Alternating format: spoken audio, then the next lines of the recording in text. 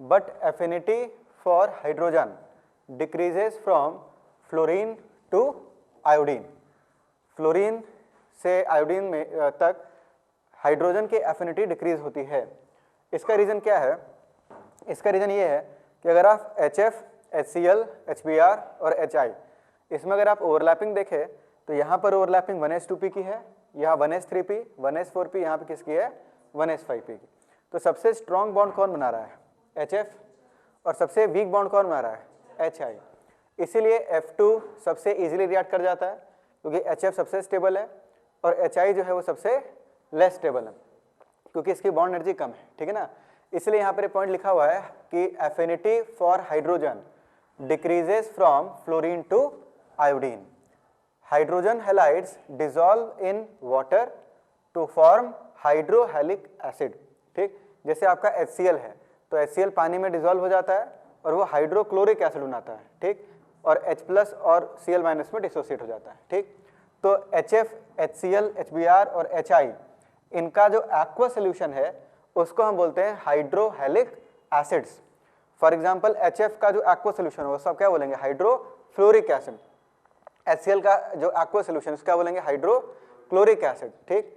HBr के aqua solution को बोलेंगे हाइड्रोब्रोमिक एसिड और HI के एक्वा सोल्यूशन को बोलेंगे हाइड्रो आयोडिक एसिड, ठीक।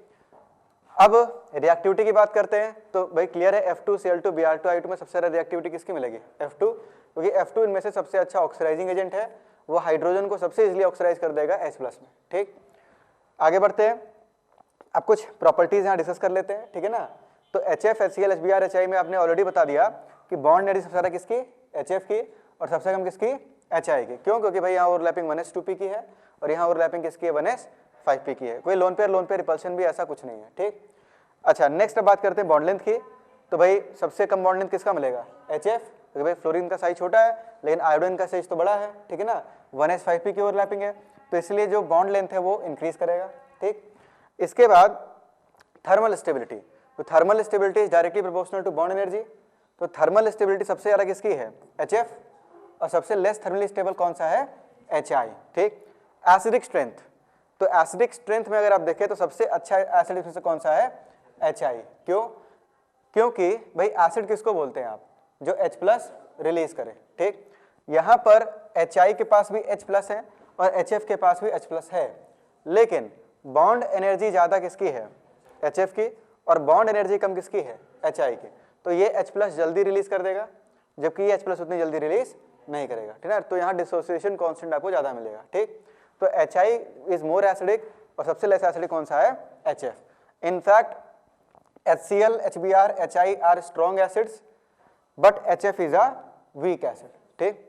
मेल्टिंग पॉइंट, बॉइलिंग पॉइंट की अगर आप बात करें तो भाई देखो डाउन द ग्रुप इनका मॉलिक्यूलर वेट बढ़ेगा, मॉलिक्यूलर वेट बढ़ेगा तो मेल्टिंग पॉइंट और बॉइलिंग पॉइंट भी क्या होगा? बढ़ेगा। तो सबसे ज़्यादा मेल्टिंग पॉइंट और बॉइलिंग पॉइंट किसका होना चाहिए? HI का। और सबसे कम मेल्टिंग पॉइंट किसका होना चाहिए? HF का। लेकिन HF के केस में हाइड्रोजन बॉन्डिंग होती है, ठीक। इसीलिए इसका मेल्टिंग पॉइंट और बॉइलिंग पॉइंट इंक्रीज कर जाता है। HF का जो मेल्टिंग पॉइंट है वो तीसरे पोजीशन पर आ जाता है जबकि इसको सबसे पीछे होना चाहिए था, ठीक है ना। तो इसका मेल्टिंग पॉइंट बढ़ क्यों गया? Due to hydrogen bonding. और इसका बॉइलिंग पॉइंट तो सबसे ज़्यादा है, ठीक है ना। Same reason, because of hydrogen bonding, ठीक है। कायदे से अगर हम देखें तो HF का जो मेल्टिंग पॉइंट, बॉइलिंग पॉइंट है वो सबसे कम होना चाहिए था due to its low molecular weight, लेकिन इसका मेल्टिंग पॉइंट, बॉइलिंग पॉइंट थोड़ा ज़्यादा है due to hydrogen bonding. Data आपके सामने यहाँ लिखा हुआ है। Melting point, boiling point, bond length, bond dissociation energy यानी बॉन्ड एनर्जी, पीके, ठीक है। पीके की वैल्यू दे रखी है आपको, ठीक है ना। तो इसमें सारे डेटा दे रखे हैं, हालांकि डेटा कोई पूछता नहीं है, मेनली जो पूछा जाता है वो आपसे कंपैरिजन पूछा जाता है, ठीक है। डेटा याद रखना प्रैक्टिकल भी नहीं, अगर मैं बोलूँ आप याद कर लो तो याद करना इतना पॉसिबल नहीं है, ठीक। लेकिन कंपैरिजन पूछा जाता है कि भाई इसमें ज़्यादा किसका है, कम किसका है, ठीक है। आगे बढ़ते हैं। नेक्स्ट है रिएक्शन विद अदर हैलोजेंस यानी formation of inter halogen compounds. तो ये जो हैलोजेंस है ये दूसरे हैलोजन के साथ रिएक्ट करके इंटर हैलोजन कंपाउंड्स बनाते हैं, जैसे कि XX', XX'3, XX'5 और XX'7। इस तरह के इंटर हैलोजन कंपाउंड्स ये बनाते हैं, ठीक। इसमें से ये जो X है, जो अपना सेंट्रल एटम है, ये लार्जर हेलोजन होता है, ठीक, और X डैश जो है वो कैसा होता है, स्मॉलर हेलोजन होता है, ठीक। एक एक एग्जांपल लेके समझते हैं। जैसे यहाँ पे आपका जो ऑक्सीडेशन रेट +1 है, यहाँ पे क्या है +3 +5 और यहाँ पे क्या है आपका +7 है, ठीक। तो X डैश तो बहुत सारे हैं, जैसे आप ICl ले सकते हैं, BRF ले सकते हैं, ठीक है ना। तो ये सब आपके X डैश हो जाएंगे। X डैश 3 में जैसे हम बात करते हैं ClF3 की, ठीक। तो ClF3 में क्लोरीन अपना सेंट्रल एटम हो गया, ठीक। ये लार्जर एटम होगा और फ्लोरीन कैसा एटम होगा, स्मॉलर एटम होगा। अच्छा, अब थोड़ा डायरेक्ट करेंगे। क्लोरीन मैक्सिमम कितने बॉन्ड बना सकता है, 7, ठीक। और यहाँ पर इसने कितने बॉन्ड बना रखे हैं, 3। तो अगर इसने 3 बॉन्ड बना लिए तो इलेक्ट्रॉन कितने बच गए, 4, यानी लोन पेयर कितने बच गए, 2। तो 2 लोन पेयर बच जाएंगे और सिग्मा बॉन्ड कितने बन जाएंगे, 3। तो 3 + 2 कितना हो गया, 5। तो स्टेरिक नंबर अगर 5 है तो हाइब्रिडाइजेशन क्या मिल जाएगा, sp3d, क्योंकि भाई 2 सिग्मा बॉन्ड है और सॉरी 3 सिग्मा बॉन्ड है और लोन पेयर कितना है, 2, ठीक है ना। तो यहाँ पर आपको 3 sigma + 2 lone pair sp3d hybridization मिल जाएगा। और लोन पेयर को तो हमेशा हम लोग कहाँ रखते हैं, इक्वेटोरियल पोजीशन पर ही रखते हैं, ठीक है ना। तो इसका जो शेप है आपको मिलेगा टी शेप, ठीक है ना, टी शेप मिल जाएगा। अच्छा, ये जो एंगल है ये 90 डिग्री से कम मिलेगा, क्यों, क्योंकि भाई यहाँ रिपल्शन किसका है, लोन पेयर का। तो लोन पेयर का रिपल्शन होगा तो ये एंगल जो है वो कम हो जाएगा 90 से, ठीक है। अच्छा, आगे बढ़ते हैं। नेक्स्ट है BRF5, ठीक। अब बात करते हैं X-5 की। X-5 में यहाँ पर X लिया हमने Br को जो कि लार्जर एटम है, और X डैश किसको लिया हमने, फ्लोरीन को जो कि स्मॉलर एटम है, ठीक। अब ब्रोमीन मैक्सिमम कितने बॉन्ड बना सकता है, 7, और यहाँ पर बॉन्ड बना कितने रहा है, 5। तो सिग्मा बॉन्ड तो 5 हो गए, 5 सिग्मा बॉन्ड, ठीक। और लोन पेयर कितना बच जाएगा, 1। तो 5 sigma bond plus 1 lone pair, 5 + 1 6, ठीक। तो हाइब्रिडाइजेशन यहाँ पर अपने पास क्या मिल जाएगा, sp3d2, ठीक। और 1 लोन पेयर आ जाएगा, तो नीचे यहाँ पर 1 लोन पेयर आ गया, ठीक है ना। और यहाँ पर अपने पास 1 2 3 4 और 5 फ्लोरीन यहाँ पर बन गए। इसको हम बोलते हैं स्क्वायर पिरामिडल। तो यहाँ से आपके पास स्क्वायर पिरामिडल ज्योमेट्री बन जाएगी, ठीक है। अच्छा, ये जो एंगल है ये वैसे तो होना चाहिए 90 डिग्री, लेकिन ये 90 डिग्री से कम हो जाएगा, क्यों, क्योंकि भाई नीचे लोन पेयर है ना। तो लोन पेयर ऊपर की तरफ इनको क्या करेगा, पुश करेगा, और जब ऊपर की तरफ पुश करेगा तो ये एंगल आपका घट जाएगा, ठीक है ना, और एंगल आपका 90 डिग्री से कम हो जाएगा, ठीक। लास्ट है IF7। आयोडीन जो है ये मैक्सिमम कितने बॉन्ड बना सकता है, 7, और 7 बॉन्ड बना भी रहा है, ठीक है ना। तो यहाँ पे 7 सिग्मा बॉन्ड हो गए और लोन पेयर कितने हो गए, 0, 7 सिग्मा बॉन्ड + 0 लोन पेयर। तो हाइब्रिडाइजेशन यहाँ पर अपने को क्या मिल जाएगा, sp3d3, और sp3d3 की ज्योमेट्री क्या होती है, पेंटागोनल बाइपिरामिडल। तो यहाँ पर PBP ज्योमेट्री आपको मिल जाएगी, पेंटागोनल बाइपिरामिडल। ये सब ऑलरेडी बता रखा है केमिकल बॉन्डिंग में। तो इसमें 1 2 3 4 5, ये 5 फ्लोरीन एक ही प्लेन में है, ठीक है ना। ये 5 फ्लोरीन आपके एक प्लेन में है, ठीक, और 1 फ्लोरीन ऊपर और 1 फ्लोरीन नीचे है। बाकी इसके बारे में डिटेल में केमिकल बॉन्डिंग में बता रखा है, परसेंटेज एस कैरेक्टर और ये सब चीज बता रखी है वहां पे, ठीक है ना। आगे बढ़ते हैं। नेक्स्ट है आपका, अब बात करते हैं कंपाउंड्स की, ठीक। यहां तक तो हमने एलिमेंट्स की बात की, अब बात करते हैं कंपाउंड्स की। तो कंपाउंड्स में क्लोरीन के 2 कंपाउंड आपके सिलेबस में दिए हुए हैं, एक तो खुद क्लोरीन Cl2 मॉलिक्यूल और दूसरा HCl। ये दोनों हमें डिस्कस करें डिटेल में, ठीक। तो पहले बात करते हैं Cl2 मॉलिक्यूल की, ठीक है ना, क्लोरीन गैस की। तो ऑलरेडी आपको बता रखा है क्लोरीन जो है एक ऐसा गैस होता है, ग्रीनिश येलो कलर का गैस होता है, जो लगभग 3 से 5 गुना हैवियर है एज कंपेयर टू एयर, ठीक। पहले इसके बॉम्ब बनाए जाते थे, जैसे आप यहाँ देख रहे हैं वर्ल्ड वॉर 2 का ये एक कोई वीडियो है, ठीक है। तो उसमें क्लोरीन गैस का एक्सप्लोजन यहाँ पर करवाया गया है, ठीक। तो पहले इसको बॉम्ब्स वगैरह बनाने के काम में लिया जाता था। इसके कुछ पॉइंट्स है जिसको समझ लेते हैं, ठीक है ना। It is a greenish yellow gas with pungent and suffocating odor. It is about 2 to 5 times heavier than air. It can be liquefied easily, क्योंकि इसका molecular weight ज़्यादा है, ठीक है, इसको liquefy कर सकते हैं into greenish yellow liquid which boils at 239 Kelvin, ठीक। It is soluble in water, water में soluble, और जैसा कि आप ऑलरेडी जानते हैं Cl2 + H2O, तो ये इक्विलिब्रियम बना लेता है किसके साथ, HCl + HOCl, ठीक। तो ये इक्विलिब्रियम मेंटेन कर लेता है, इसको क्लोरीन वाटर बोलते हैं, ठीक। अच्छा, यहाँ पर एक पॉइंट और लिखा गया है, chlorine was discovered in 1774 by Scheele, by the action of HCl on MnO2। अच्छा, ये अब देख रहे हैं अभी तो 2021 चल रहा है इस समय, ठीक ना, और ये कब खोजा गया इसको 1774, मेरे ख्याल से 300 साल तो हो गए कम से कम, ठीक। और 300 साल से अभी तक जो क्लोरीन को बनाने का तरीका है वो चेंज नहीं हुआ है, ठीक। अभी भी हम लोग क्लोरीन को इसी रिएक्शन से बनाते हैं, ठीक है। जो हाइड्रोक्लोरिक एसिड है HCl की रिएक्शन करवाते हैं MnO2 के साथ, ठीक है ना, ये ब्लैक कलर का सॉलिड होता है MnO2, ठीक। तो इसके साथ आप करवाते हैं, हीट करते हैं, तो ये एक ऑक्सीडाइजिंग एजेंट है। ये HCl में Cl- को ऑक्सीडाइज कर देता है, और Cl- को ऑक्सीडाइज करके गैस कौन से बना देगा, Cl2, और दूसरे को जब ऑक्सीडाइज करेगा तो खुद क्या होगा, रिड्यूस होगा। तो ये यहाँ से Mn2+ एक्वास में कन्वर्ट हो जाता है, प्लस साथ में H2O, ठीक है। तो क्लोरीन गैस यहाँ से फॉर्म हो जाती है। तो ये 1774 में शील नाम के किसी साइंटिस्ट ने इसको डिस्कवर किया होगा, और वो अभी तक यही चला रहा है, ठीक है। ये जो इसका मेथड ऑफ प्रिपरेशन है अभी तक यही है, वेरी इंपॉर्टेंट रिएक्शन, क्योंकि जब 300 साल से यही चल रहा है लगभग, तो इसको याद रखना जरूरी है हमारे लिए, ठीक। नेक्स्ट, इन 1810 डेवी, साइंटिस्ट का नाम होगा, ठीक है, established its elementary nature and suggested the name chlorine. फिर उन्होंने इसका नाम क्या दिया, क्लोरीन, मतलब लगभग 100 साल के बाद, 100 नहीं 50 साल के बाद लगभग, ठीक है, इसका नाम दिया गया chlorine, on account of its colour, उसके कलर के कारण। क्लोरोस का मतलब होता है ग्रीनिश येलो, तो क्लोरीन नाम यहां से इसका पड़ गया, ठीक है। इसमें सबसे इंपॉर्टेंट ये रिएक्शन है जो कि अभी थोड़ी देर में फिर आ रही है आपके सामने, ठीक। आगे बढ़ते हैं, नेक्स्ट है इसका मेथड ऑफ प्रिपरेशन। तो यहां पर आपको ऑलरेडी बता दिया कि MnO2 की रिएक्शन किसके साथ, HCl के साथ करवाते हैं। तो यहां पर MnO2 देख सकते हैं, ब्लैक कलर का सॉलिड है, ठीक ना। इस ब्लैक कलर के सॉलिड में HCl डाल दिया जाएगा और हीट किया जाएगा, ठीक, क्लोरीन गैस निकलने लगेगी। तो यहाँ पर जो है ब्लैक कलर का सॉलिड लिया, नीचे शायद है, ठीक है, नीचे देख सकते हैं, इसमें HCl डाल के हीट करा जा रहा है। तो हीट करने पर यहाँ पर उन्होंने HCl डाल दिया, ठीक है ना, और फिर हीट किया, तो हीट करने पर इसमें बबल्स का फॉर्मेशन हो रहा है, और ग्रीनिश येलो कलर की गैस ऊपर दिख रही होगी, वो ग्रीनिश येलो गैस यहाँ से बन रही है। इस ग्रीनिश येलो गैस को इसमें हम क्या करेंगे, स्टोर कर लेंगे, ठीक। तो यहाँ पर ये ब्लैक सॉलिड है, इसमें ये हाइड्रोक्लोरिक एसिड ऊपर से डाल दिया गया, ठीक है।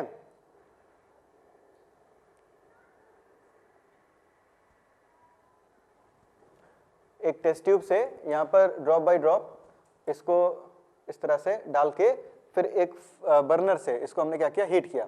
तो हीट करने पर ये रिएक्शन शुरू हो गई, और रिएक्शन जो है यहाँ पर रेडॉक्स रिएक्शन होगी, जो कि ऑलरेडी यहाँ बताया था आपको, ठीक है। Mn2+ एक्वस सोल्यूशन रह जाएगा, Cl2 गैस इवॉल्व होगी जो कि ग्रीनिश येलो कलर की होगी, और फिर इसको हम दूसरे कंटेनर में स्टोर कर लेंगे, ठीक है। तो ये रिएक्शन अल्टीमेटली आपको याद होना चाहिए। अच्छा, तो देखो HCl से हमें Cl2 बनाना है, तो एक ऑक्सीडाइजिंग एजेंट आपने क्या लिया, MnO2, this is very important, ये अपने NCERT में भी दिया है, ठीक, और सबसे पुराना मेथड भी यही है। तो MnO2 इसको ऑक्सीडाइज कर देगा किसमें, Cl2 में, और खुद ये MnCl2 में रिड्यूस हो जाएगा, ठीक। दूसरे ऑक्सीडाइजिंग एजेंट भी आप ले सकते हैं, जैसे KMnO4, PbO2 या Pb3O4, NaOCl या फिर ओजोन। ये ऑक्सीडाइजिंग एजेंट्स भी HCl को किसमें ऑक्सीडाइज कर देंगे, Cl2 में, ठीक। भाई देखो, जब Mn4+ इसको ऑक्सीडाइज कर दे रहा है तो Mn7+ तो कर ही देगा, क्योंकि उससे भी अच्छा ऑक्सीडाइजिंग एजेंट है, ठीक है ना। तो ये दूसरे कुछ ऑक्सीडाइजिंग एजेंट्स हैं जो HCl को किसमें ऑक्सीडाइज कर देते हैं, Cl2 में। इसमें सबसे इंपॉर्टेंट है MnO2, ठीक है ना।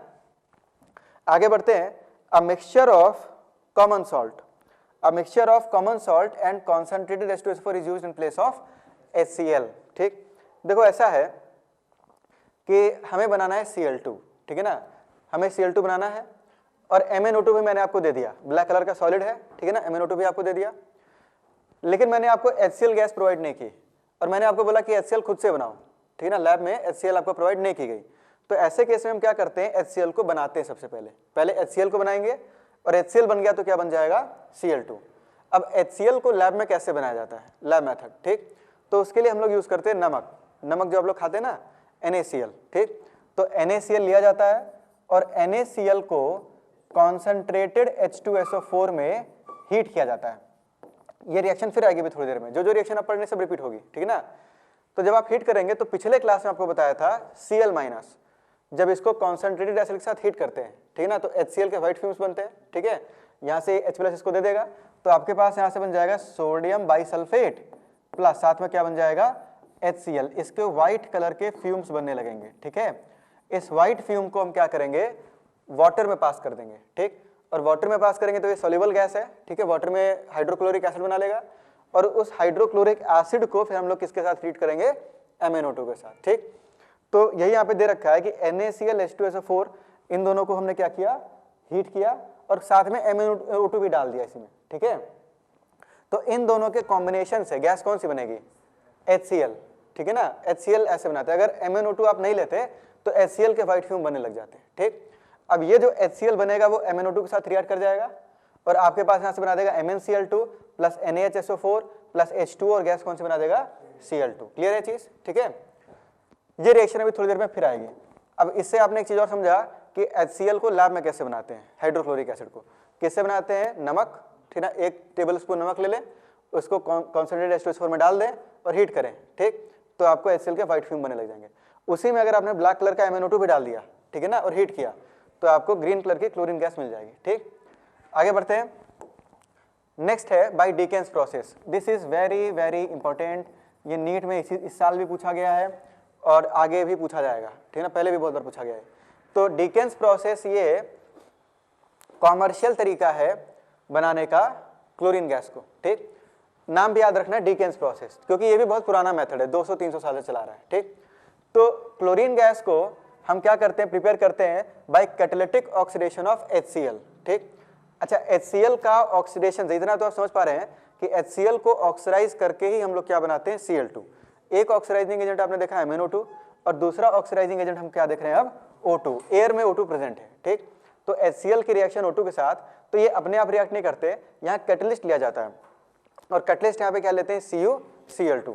तो इस कैटलिस्ट के प्रेजेंस में O2 यहाँ पर इसको ऑक्सीडाइज कर देता है और HCl ऑक्सीडाइज हो जाता है किसमें, Cl2 में, प्लस साथ में क्या बन जाएगा, H2। तो इसको बोलते हैं डिकेन्स प्रोसेस। तो Cl2 is prepared by oxidation of hydrogen chloride gas by atmospheric oxygen in the presence of copper chloride catalyst at 723 kelvin, यानी हीट किया गया, ठीक है। इसमें सबसे कॉमन क्वेश्चन ये है कि डिकेन्स प्रोसेस का कैटलिस्ट क्या है, ये सबसे ज्यादा पूछा जाता है, ठीक है। तो CuCl2। तो अभी थोड़ी देर में ये क्वेश्चन फिर आएगा, नीट का क्वेश्चन है, तो आप लोग उसको सॉल्व करना, ठीक है। By electrolysis of brine solution, तो ये एस ब्लॉक में आपको बताया था, ब्राइन सोल्यूशन का जब इलेक्ट्रोलिसिस करते हैं तो NaOH बनता है, ठीक है, सोडियम कॉस्टिक सोडा, कास्टनर केल्नर सेल आपको याद होगा, एस ब्लॉक में बता रखा है, ठीक। तो ब्राइन सोल्यूशन का जब आप इलेक्ट्रोलिसिस करते हैं तो एनोड पे Cl- ऑक्सीडाइज होता है और गैस कौन सी बन जाती है, Cl2, ठीक है ना। तो एक शॉर्ट में बता देते हैं, हालांकि बहुत डिटेल में आपको बता रखा है एस ब्लॉक में, ठीक है ना, रिवाइज करना, जहाँ पे प्रिपरेशन ऑफ NaOH बताया है, तो उसमें कास्टनर केल्नर सेल बता रखा है, ठीक है ना। तो इसमें होता क्या है कि कैथोड एनोड लेते हैं और यहाँ पर हम बैटरी लगा देंगे प्लस माइनस। तो एक सिंप्लीफाइड वर्जन इसका दिखा रहे हैं आपको। तो आपके पास ये Na+ और H+ कैटायन है, Cl- और OH- आपका एनायन है, ठीक। अच्छा, H+ OH- कहाँ से आया, वाटर से। जो H2 एक्वा सोल्यूशन लिया ना आपने, तो H2 आपको H+ देगा और क्या देगा, OH-, और ब्राइन सोल्यूशन था तो Na+ Cl- तो था ही। अब कैथोड पे, ये आपका कैथोड हो गया, कैथोड पे कैटायन आके रिड्यूस होता है, ठीक। Na+ और H+ में जो रिडक्शन पोटेंशियल है वो H+ का ज़्यादा है, तो कैथोड पे तो H+ चला जाएगा। एनोड पे वो जाएगा जिसका ऑक्सीडेशन पोटेंशियल ज़्यादा, और ऑक्सीडेशन पोटेंशियल ज़्यादा किसका है, Cl- का। तो Cl- यहाँ पर जाके गैस कौन सी बना देगा, Cl2। सोल्यूशन में क्या रह जाएगा, NaOH, ठीक। तो इस तरह से NaOH भी प्रिपेयर करते हैं, क्लोर एल्कली प्रोसेस बोलते हैं इसको, ठीक। क्योंकि इंडस्ट्रियली दो चीज़ मिलती है हमें, एक तो एल्कली और दूसरी कौन सी गैस, क्लोरीन गैस, ठीक। इसका डिटेल्ड जो कास्टनर केल्नर सेल है वो एस ब्लॉक में एक बार रिवाइज करना, वहाँ बता रखा है, ठीक। तो एनोड पे आपको गैस मिल जाएगी Cl2। तो 3 मेथड है, इसमें सबसे इंपॉर्टेंट है डिकेन्स प्रोसेस और MnO2 वाला प्रोसेस, ठीक। नेक्स्ट आगे बढ़ते हैं। ये क्वेश्चन है नीट 2019 का, ठीक है, बस सॉल्व करें। इसमें नाइट्रोजन फैमिली भी है, ऑक्सीजन फैमिली भी है और हेलोजन फैमिली, तीनों फैमिलीज इन्वॉल्व है, ठीक है। तो एक बार ट्राई करें। स्वाति प्रिया क्या पूछ रहे हैं, sir fluorine can also oxidize chlorine, so why we not use F in place of other oxidizing agents. Use करने को कर सकते हैं, ठीक है ना, ऐसे तो बहुत सारे रिएजेंट्स हैं, लेकिन जो कुछ कॉमन रिएजेंट्स है जो हम लैब में यूज करते हैं वो यहाँ पर बता रखा है, ठीक। ऐसे तो बहुत सारे तरीके हैं, बहुत सारी रिएक्शन है जिसमें Cl2 होता है।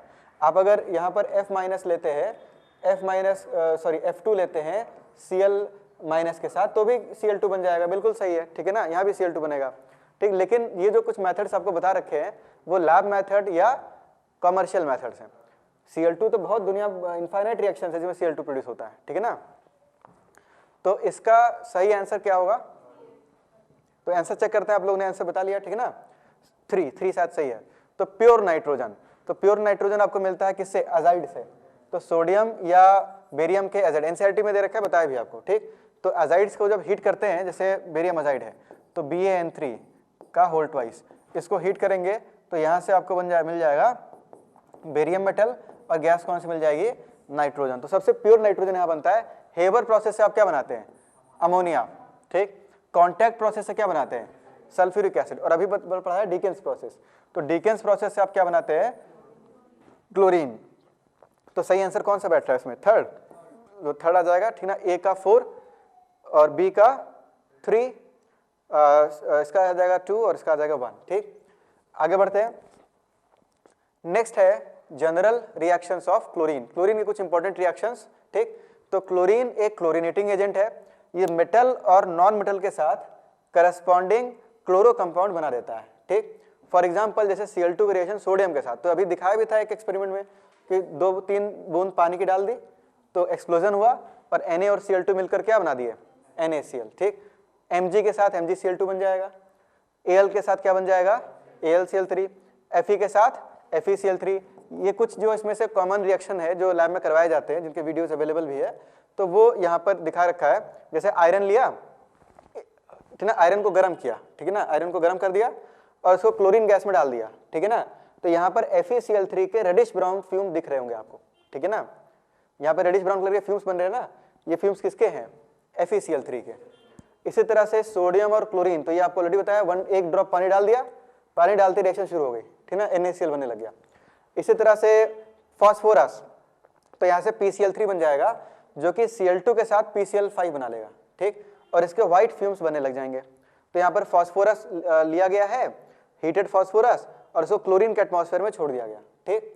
तो क्लोरीन के एटमॉस्फेयर में छोड़ दिया तो यहाँ से PCl, यहाँ पे रिएक्शन भी आ रही है, PCl5, पहले PCl3 बनेगा और PCl3 Cl2 के साथ क्या बना देगा, PCl5, तो PCl5 के फ्यूम्स बनने लग जाएंगे, ठीक है। इसी तरह से दूसरी भी रिएक्शन है, कॉपर, तो कॉपर के साथ क्या बना देंगे, CuCl2, जिंक इसके साथ ZnCl2, फास्फोरस तो अगर लिमिटेड है तब तो PCl3 बनेगा, लेकिन भाई Cl2 अगर एक्सेस में ले रखा है तो PCl3 अगेन Cl2 के साथ क्या बना देगा, PCl5 बना देगा, ठीक है।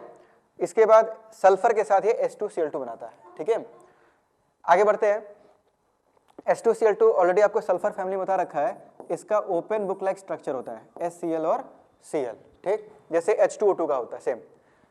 एफिनिटी फॉर हाइड्रोजन, होता क्या है कि क्लोरीन की हाइड्रोजन एफिनिटी ज़्यादा होती है, ये सभी कंपाउंड्स में से, गैसियस कंपाउंड्स में से हाइड्रोजन को एब्स्ट्रैक्ट कर लेता है। सबसे कॉमन रिएक्शन है इसमें Cl2 + H2 के साथ, ठीक। तो Cl2 और H2 आपस में कंबाइन करके क्या बनाते हैं, HCl, ठीक ना, 2HCl बना देंगे, ठीक। ये रिएक्शन एक्सप्लोजिव होती है, यानी कि एक्सोथर्मिक है, हाईली एक्सोथर्मिक है, ठीक है, और जनरली ये सनलाइट के प्रेजेंस में होती है। तो होता क्या है, कहना क्या चाहते हैं यहाँ पर कि क्लोरीन की हाइड्रोजन के साथ एफिनिटी काफ़ी ज़्यादा है, इसको अगर हाइड्रोजन मिल जाए तो तुरंत हाइड्रोजन के साथ रेडिकल कॉम्बिनेशन करता है और क्या बना देता है, HCl, और एनर्जी भी इस प्रोसेस से रिलीज होती है, ठीक है ना। तो यहाँ पर ये अपने एनसीईआरटी का लाइन है, it has great affinity for hydrogen, it reacts with compounds containing hydrogen to form HCl, ठीक। जैसे कि H2S गैस है, तो क्लोरीन की रिएक्शन जब करवाएंगे तो ये दोनों हाइड्रोजन को यहाँ से छीन लेगा, ठीक है ना, और यहाँ से बना देगा HCl और सल्फर को अलग कर देगा। इसी तरह से जो आपका टर्पंटीन ऑयल है, ठीक ना, इसका फॉर्मूला है C10H16, इसकी रिएक्शन जब आप Cl2 के साथ करवाते हैं तो यहाँ से ये हाइड्रोजन को एब्स्ट्रैक्ट कर लेगा, कार्बन को अलग कर देगा, ठीक है ना, और यहाँ से मेरे पास बन जाएगा 10 कार्बन प्लस साथ में HCl, ठीक। तो यहाँ पर अच्छा ये नेक्स्ट रिएक्शन है, reaction with ammonia. Reaction with ammonia, ये रिएक्शन थोड़ी ज़्यादा वेरी इंपॉर्टेंट, ठीक। तो अमोनिया के साथ रिएक्शन, ये रिएक्शन कई बार पूछी गई है।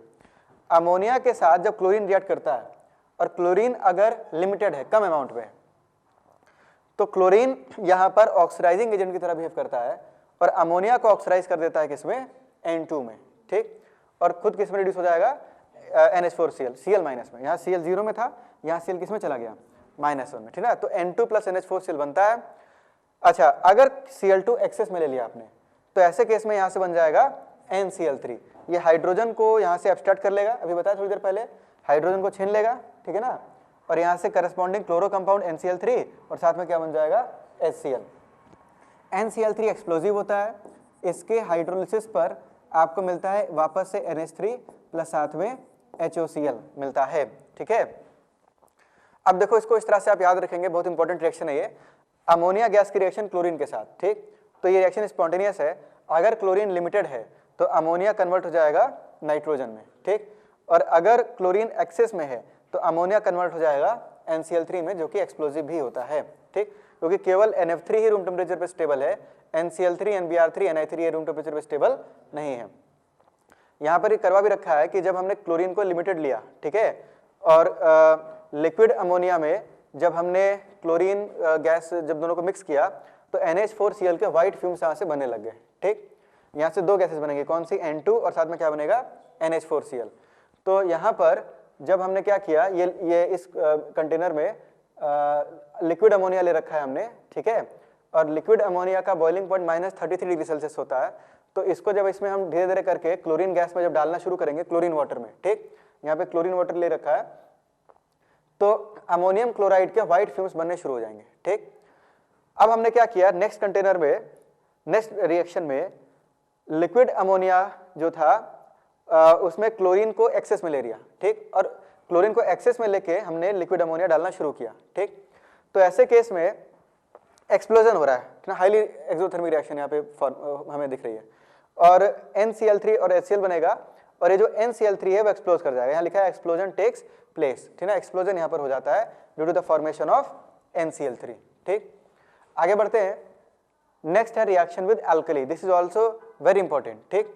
तो होता क्या है, ये जो Cl2 है, हालांकि यहाँ पर Cl2 की जगह पर Br2 या I2 भी आप ले सकते हैं, यहाँ भी आप क्या ले सकते हैं, Br2 और I2, तो ये बेस के साथ डिस्प्रोपोर्शनेट कर जाते हैं। अब अगर बेस का कॉन्सेंट्रेशन कोल्ड और डाइल्यूट है तो ऐसे केस में क्लोराइड और हाइपोक्लोराइड बनता है, लेकिन अगर आपने बेस को हॉट और कॉन्सेंट्रेट कंडीशन पर ले रखा है तो ऐसे केस में क्लोराइड और साथ में क्या बनता है, क्लोरेट, ठीक है। सेम रिएक्शन किसके साथ होगी, Br2 और I2 के साथ भी होगी, ठीक। जैसे कि क्वेश्चन आपसे पूछ ले कि यहाँ पर, हालांकि नीचे कुछ क्वेश्चन दे रखे हैं, ठीक है, जैसे क्वेश्चन आपसे पूछ ले Cl2 की रिएक्शन कैल्शियम हाइड्रोक्साइड के साथ, और आपको सिचुएशन दे रखी है कोल्ड और डाइल्यूट कंडीशन, तो प्रोडक्ट आपको बताना है क्या बनेगा। यहाँ पे पॉइंट लिखा हुआ है, ये सब काफी इंपॉर्टेंट रिएक्शंस है, ये कई बार पूछी जाती हैं। So with cold and dilute alkalis, chlorine produces a mixture of chloride and hypochlorite, but with hot and concentrated alkalis it gives chloride and chlorates, ठीक है ना। तो ये NCERT का ही लाइन है ये भी। तो फर्स्ट रिएक्शन में क्या बनाएंगे, तो यहाँ पर कंडीशन क्या दे रखी है, कोल्ड एंड डाइल्यूट, तो आपका क्लोराइड बन जाएगा, ठीक। तो क्लोराइड बनेगा CaCl2 एक्वस प्लस हाइपोक्लोराइड बनेगा, ठीक है ना। तो हाइपोक्लोराइड जो है इसका फॉर्मूला क्या हो जाएगा, CaOCl का होल ट्वाइस प्लस साथ में क्या बन जाएगा, H2O। रिएक्शन बैलेंस कर लेंगे। अच्छा, इसी तरह से यहाँ पर दे रखा है हॉट एंड कॉन्सेंट्रेटेड कंडीशन, तो यहाँ पर आप बनाते हैं क्लोराइड तो CaCl2 और क्लोरेट तो CaClO3 का होल ट्वाइस प्लस साथ में क्या बन जाएगा, H2O, ठीक है। इसी तरह से Cl2 की रिएक्शन सोडियम हाइड्रोक्साइड के साथ, एक बार हमने लिया कोल्ड एंड डाइल्यूट और दूसरे केस में क्या लिया हमने, हॉट एंड कॉन्सेंट्रेटेड। तो कोल्ड एंड डाइल्यूट में आप यहाँ से बनाएंगे chloride NaCl plus NaOCl plus साथ में H2O, और अगर हमने बेस को हॉट और कॉन्सेंट्रेटेड कंडीशन पर ले रखा है तो ऐसे केस में आपके पास बनेगा NaCl प्लस NaClO3 प्लस साथ में H2O, ठीक है ना, इसका फॉर्मेशन हो जाएगा। इसमें से ये जो फर्स्ट वाली रिएक्शन है, पहली वाली, इससे ब्लीचिंग पाउडर बनाया जाता है, ठीक है। यहाँ पे प्रोडक्ट अपने पास क्या बन रहा है, CaCl2 प्लस CaOCl का होल ट्वाइस प्लस H2O। इसको जब आप क्रिस्टलाइज करते हैं तो क्रिस्टलाइज करने पर आपको मिलता है CaOCl का whole twice dot CaCl2 dot CaOH का होल ट्वाइस। ये कहाँ से आया भाई, रिएक्टेंट हमने क्या लिया था, कैल्शियम हाइड्रोक्साइड लिया था ना, तो कुछ कॉन्सेंट्रेशन इसका भी होगा जब क्रिस्टलाइज करेंगे तब, ठीक, क्योंकि कैल्शियम हाइड्रोक्साइड भी स्पेरिंगली सॉल्युबल है। तो कैल्शियम हाइड्रोक्साइड डॉट 2H2O। इसको हम बोलते हैं ब्लीचिंग पाउडर, ठीक। और शॉर्ट में ब्लीचिंग पाउडर को आप लोग लिखते हैं CaOCl2, ये शॉर्ट फॉर्म है, ठीक। लेकिन CaOCl2 का जो कंप्लीट फॉर्म है वो क्या है, CaOCl का whole twice .CaCl2 .CaOH whole twice .2H2O। तो ये ब्लीचिंग पाउडर है। ब्लीचिंग पाउडर को फर्स्ट रिएक्शन के क्रिस्टलाइजेशन से बनाया जाता है, ठीक। आगे बढ़ते हैं, क्लोरीनेशन रिएक्शन। तो ये रिएक्शन आपने ऑर्गेनिक में पढ़ रखी है कि कोई भी अपने पास हाइड्रोकार्बन है, इसकी रिएक्शन Cl2 के साथ और सनलाइट के प्रेजेंस में, तो यहाँ पर H की जगह पर सब्स्टिट्यूशन किसका हो जाता है, Cl का। रेडिकल मैकेनिज्म होता है, ठीक है ना। तो यहाँ पर RH जो है वो कन्वर्ट हो जाएगा RCl में। फॉर एग्जाम्पल जैसे आपने CH4 ले लिया, इसकी रिएक्शन Cl2 के साथ HNu, तो यहाँ से अपने पास क्या बन जाएगा, CaCl3 प्लस HCl। इथीन हमने ले लिया Cl2, तो भाई देखो रूम टेम्परेचर पर आपको यहाँ पर जो डाइक्लोरो प्रोडक्ट है वो मेजर मिलता है, ठीक। तो यहाँ से अपने पास मिलेगा CH2Cl2 प्लस 2HCl, ठीक है, इथीन के केस में। नेक्स्ट अगर हम बात करें bleaching action of chlorine water, chlorine water का ब्लीचिंग एक्शन, ठीक। तो यहाँ पर आप देख सकते हैं जैसे एक यहाँ पर पौधा, एक फ्लावर ले रखा है हमने और इसको क्लोरीन के एटमॉस्फेयर में छोड़ दिया, तो क्लोरीन ने इसका कलर क्या किया, ब्लीच कर दिया, हटा दिया, ठीक है ना, कलर इसका गायब हो गया धीरे धीरे, ठीक। तो इसको बोलते हैं bleaching action of chlorine. Chlorine जो है जब मॉइस्चर के साथ जब यहाँ पर ऐड करता है क्लोरीन प्लस H2O, ठीक, तो वाटर के साथ क्लोरीन क्या बनाता है, HCl प्लस HOCl, और ये जो HOCl है ये हमें नेसेंट ऑक्सीजन देता है, ठीक।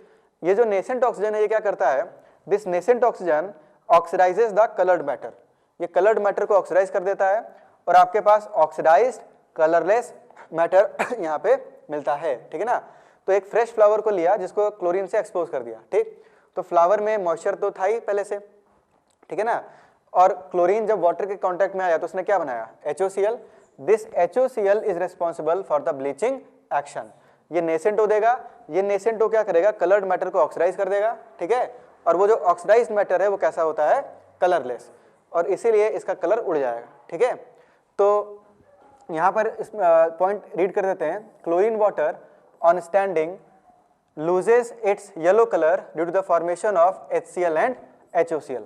होता क्या है, क्लोरीन गैस किस कलर की होती है, येलो, ग्रीनिश येलो कलर की गैस होती है क्लोरीन, ठीक। लेकिन जब इसको आप पानी में डिसॉल्व कर देते हैं तो पानी में ये कलरलेस सोल्यूशन बनाता है, ठीक। कलरलेस सोल्यूशन क्यों बनाता है, क्योंकि ये किसका फॉर्मेशन करता है, HCl का और HOCl का। क्योंकि होना क्या चाहिए था कि भाई कोई ग्रीन कलर की गैस है, अगर आप उसको पानी में पास कर रहे हैं तो पानी का कलर भी क्या हो जाना चाहिए, ग्रीन, लेकिन वहां पर कोई कलर नहीं मिलता है due to the formation of HCl and HOCl। Hypochlorous acid HOCl so formed gives nascent oxygen which is responsible for the oxidizing and bleaching properties of chlorine, ठीक। अच्छा, अब एक क्वेश्चन है, क्वेश्चन ये है, why bleaching action of chlorine water is permanent but bleaching action of SO2 is temporary। पिछले class में आपको बताया था SO2 का भी ब्लीचिंग एक्शन होता है, ठीक है ना। तो इसका क्या रीजन है, तो इसका रीजन ये है कि देखो भाई SO2 भी क्या करता है, किसी भी कंपाउंड को ब्लीच करता है, लेकिन SO2 ब्लीच करता है बाय इट्स रिड्यूसिंग नेचर।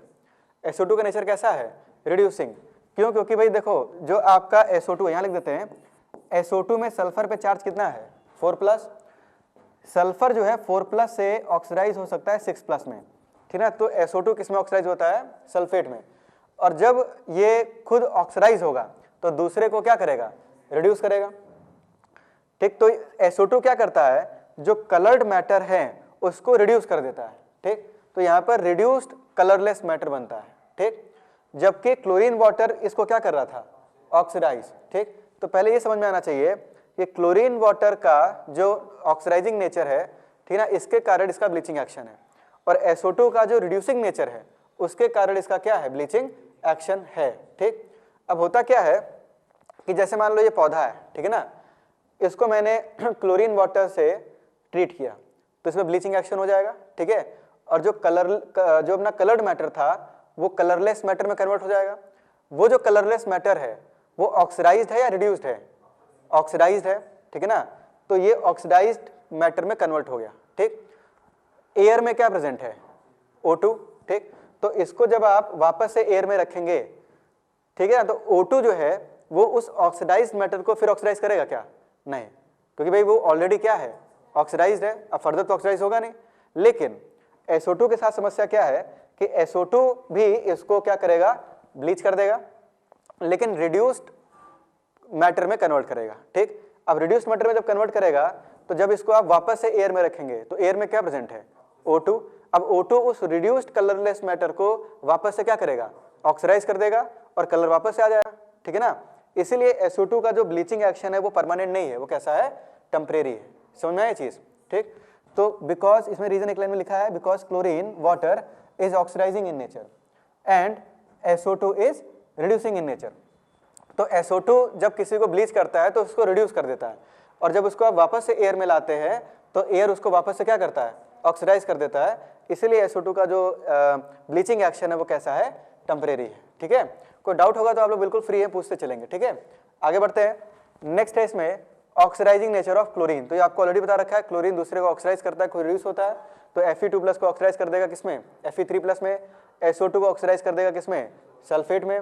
और I2 को ऑक्सीडाइज कर देगा आयोडेट में। ठीक है ना, तो ये रिएक्शन हमें याद रखनी है, ये इसको आयोडेट में ऑक्सीडाइज करता है और खुद रिड्यूस हो जाता है। ठीक, आगे बढ़ते हैं।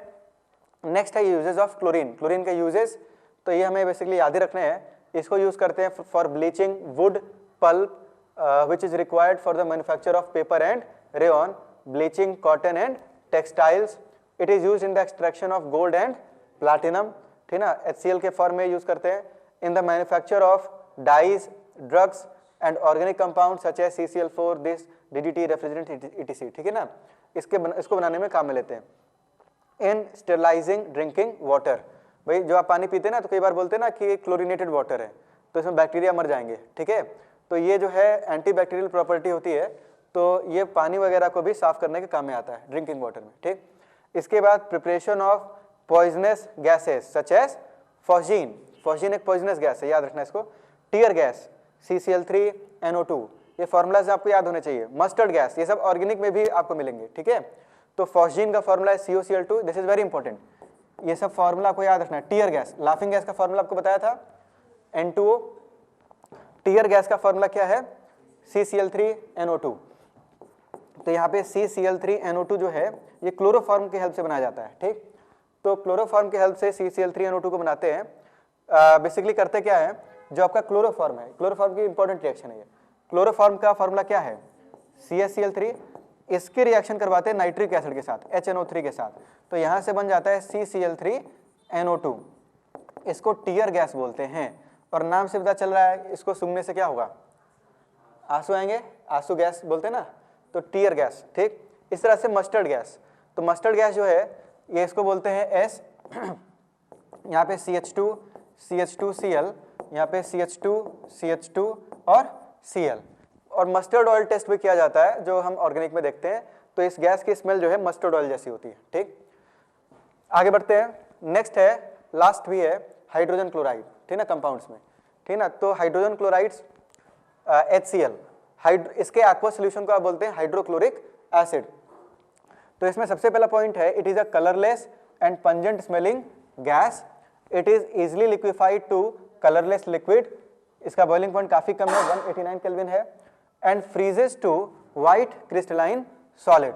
It is extremely soluble in water and ionizes as follows. HCl को जब आप H2 में छोड़ देते हैं तो ये H3O+ और Cl- में कन्वर्ट हो जाता है। इसका जो Ka है, डिसोसिएशन कांस्टेंट, ये काफी हाई है, 10⁻7। इसीलिए जो HCl है ये आपका एक स्ट्रॉन्ग एसिड होता है। ठीक, ये एक पोलर कंपाउंड है। ठीक ना, पोलर कंपाउंड क्यों, क्योंकि भाई क्लोरीन की जो इलेक्ट्रोनेगेटिविटी है ये हाइड्रोजन से क्या है, ज्यादा है। तो electronegativity of Cl is greater than electronegativity of hydrogen. इसकी 3.1 है और इसका कितना है, 2.1। तो ये इलेक्ट्रॉन पेयर को अपनी तरफ खींच लेता है, जिसके कारण इस पर चार्ज आ जाएगा डेल माइनस और इस पर चार्ज कैसा आ जाएगा, डेल प्लस, और ये एक पोलर कंपाउंड है। आगे बढ़ते हैं। Its aqua solution is called as hydrochloric acid. High value of dissociation constant indicates that it is a strong acid in water. Glauber, एक साइंटिस्ट थे Glauber, Glauber prepared this acid in 1648, यानी आज से लगभग 400 साल के पहले। ठीक, by heating common salt with concentrated sulphuric acid, और 400 साल से यही मेथड चला आ रहा है। ठीक है, तो इसमें उन्होंने क्या किया था, NaCl, ठीक है ना, कॉमन सॉल्ट लिया, ठीक, और इस कॉमन सॉल्ट को एक चम्मच नमक लेंगे, ठीक है ना, और उसको हम कॉन्सेंट्रेटेड H2SO4 में डाल देंगे और हीट करेंगे, ठीक। सिर्फ एक चम्मच NaCl को इसमें डालने से काम नहीं चलेगा, लगभग हीट करना पड़ता है 200-300 डिग्री सेल्सियस पे। तो यहाँ पर अपने पास बन जाता है NaHSO4 प्लस साथ में क्या बन जाता है, HCl। HCl के फ्यूम्स यहाँ पर बनने लगते हैं, ठीक। Davy in 1810 showed that it is a compound of hydrogen and chlorine, ठीक। आगे बढ़ते हैं, मेथड ऑफ प्रिपरेशन, तो ये तो आपको ऑलरेडी बता दिया, यहाँ पे एक एनिमेशन भी है और एक इसका पिक भी है लैब में कैसे करते हैं।